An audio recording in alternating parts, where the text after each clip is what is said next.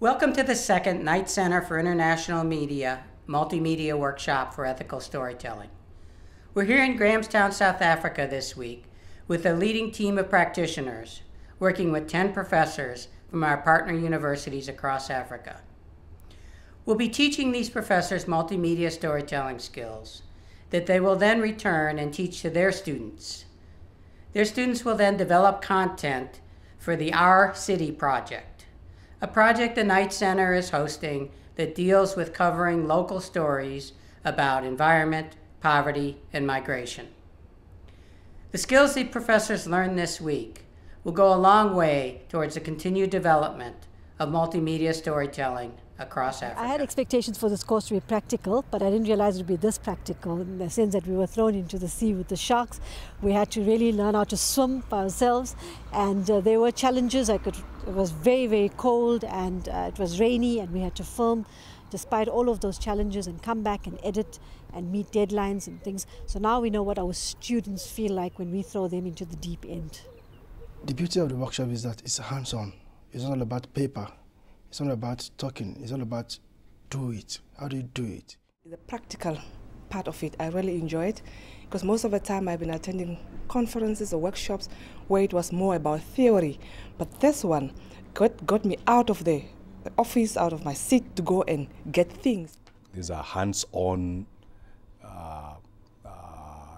experience for me. It's not about theory. I mean, we are told the theory in class, and then we had to go into the street to do it. You don't ask your subject to look into the camera no sooner than you would ask your subject to be looking at the microphone.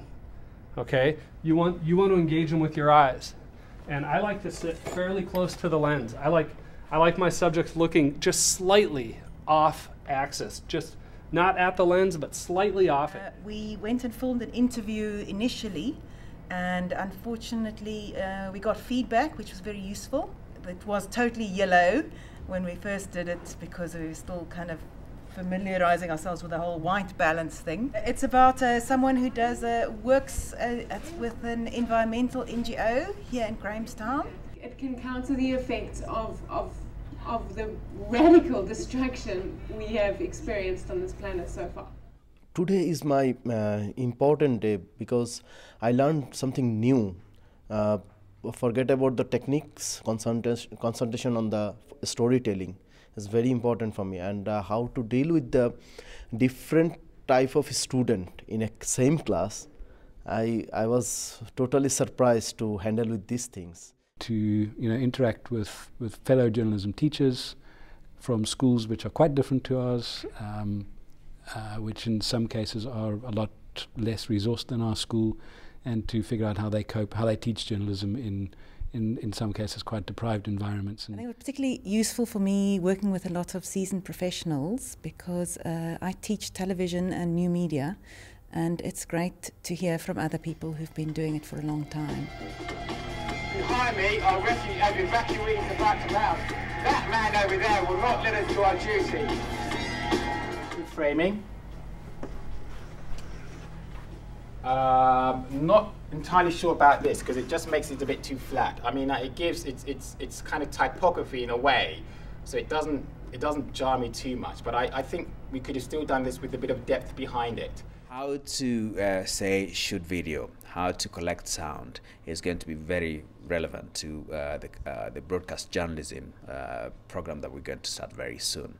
We don't have the broadcast journalism at the moment, but I think that will be the key skill that I will hopefully carry over to the University of Nairobi. Initially, it was my plan that the video is first, then sound. But now I realize, yes, sound is first, then the video. People are a lot lazier with video than they are with still photography. It takes more discipline to shoot video, compositionally. Because you're going to shoot, people think, I'm going to shoot an hour and we're doing a 3-minute video. I'll have plenty of stuff. Well, an hour of crap is an hour of crap. It is quite relevant and in fact also interesting because I teach multimedia theories, and those have been exposed to practical activities and also theoretical issues. And then the discussion also came up. There were so many things I learned from it. In fact, the issue about the ethical challenge pertaining to the use of new media was quite relevant. So what you were using today, what you were debating as you're out there shooting, and questions are coming up. Do you ask him to open the car door again and walk around again? Do you engage in a conversation with the guy working on the box in the B story? Those are all great tools. I'm going to, when I get back, I am going to transfer this knowledge to my colleagues that were not here at the workshop so that they can also know what I have been doing, so that at least we can be at the same understanding. Secondly, I'm going to transfer the skills to my students that I'm teaching. Thirdly, I'm going to be able to put it in my curriculum.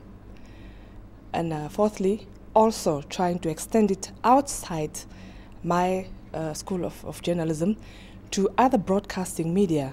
We have all the equipment. We have cameras, we have edit suites. The students use Adobe Premiere, they use Final Cut. We have audio editing, all of that. So they learned all of these software, they're familiar with all of these things. But I'm going to use these skills to teach them how to tell stories using all of these multimedia techniques. For me, being at this workshop is dream come true.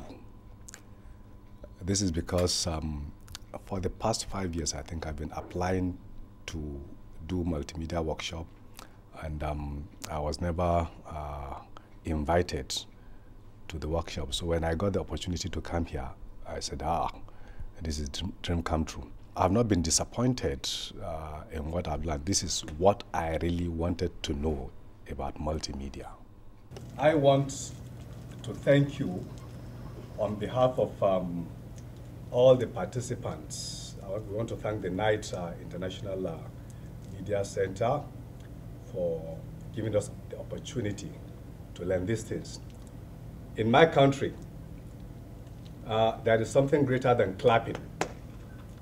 When somebody does something that is greater than for you to clap for him, we give the person bosa. It's like an explosion. So we'll give